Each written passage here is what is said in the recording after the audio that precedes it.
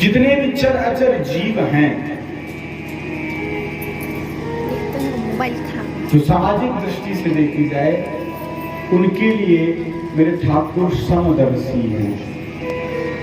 क्या है? समदर्शी, एक समान देखते हैं।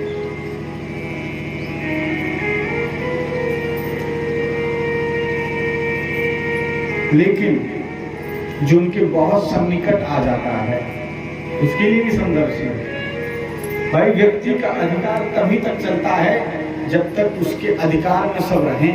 और जितने लोग प्रभु के अधिकार में रहते हैं, प्रभु की गुलामी में रहते हैं, उनके लिए प्रभु समदर्शन है। लेकिन ठाकुर जी कहते हैं, अहम भक्त पराधीनो हे स्वतंत्र इव द्विजः, मैं तो खुद भक्तों का गुलाम हूँ।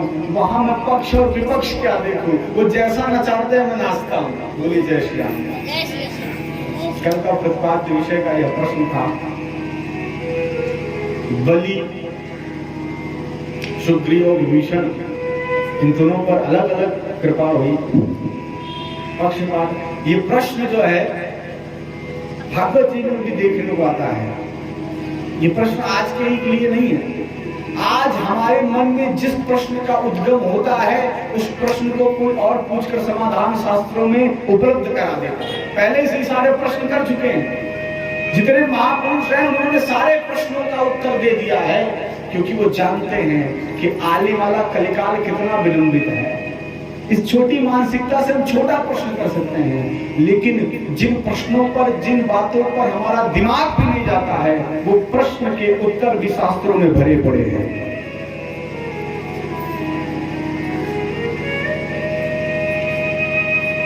जब युद्ध का विश्राम हुआ, राम रावण इंद्र हाथ जोड़ करके आए, प्रभु क्या सेवा है?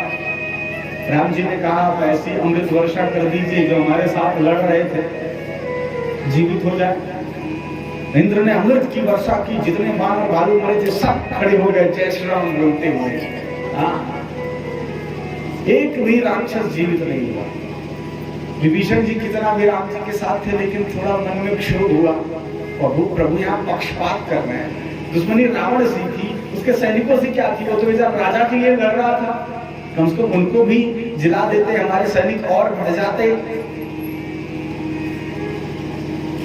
जाकर के एक शिला में यही बैठ करके चिंतन कर रहे थे। राम जी तो अंतर्यामी जान गए। क्या हुआ मित्र? कुछ नहीं, बस क्या हुआ बताइए तो।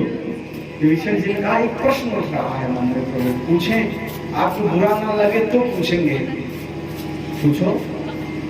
आपको सब समदर्शी कहते हैं।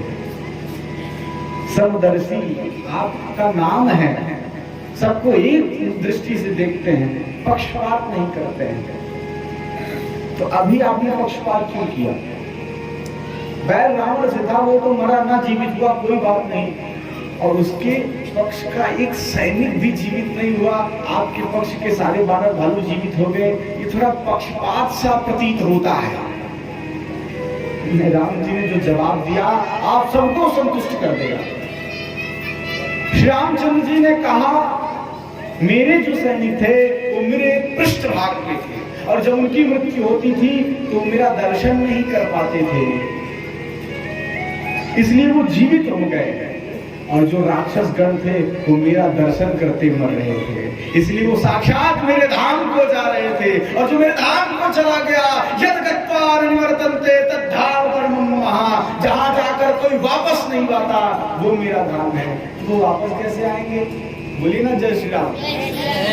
और संतुष्टि चाहिए तो मैं कहूँ, प्रभु क्या धारण करते हैं?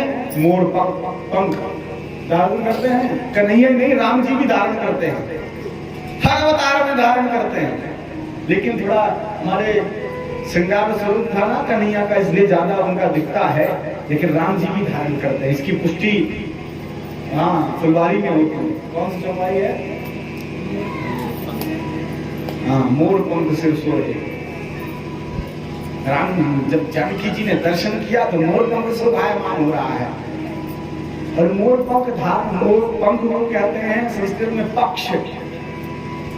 भगवान मोर के पक्ष को धारण करके कहते हैं, मुझे कोई कितना भी समदर्शी कहे, लेकिन इस पक्ष को धारण करके मैं यह आपको संकेत दे रहा हूं। समदर्शी मोहिका सबको मोरे प्रिय अनन्य गति सो, अहम भक्त पराधीनो, मैं भक्तों का गुलाम हूं। वो जैसा नचाना चाहते हैं मैं नाचता हूं।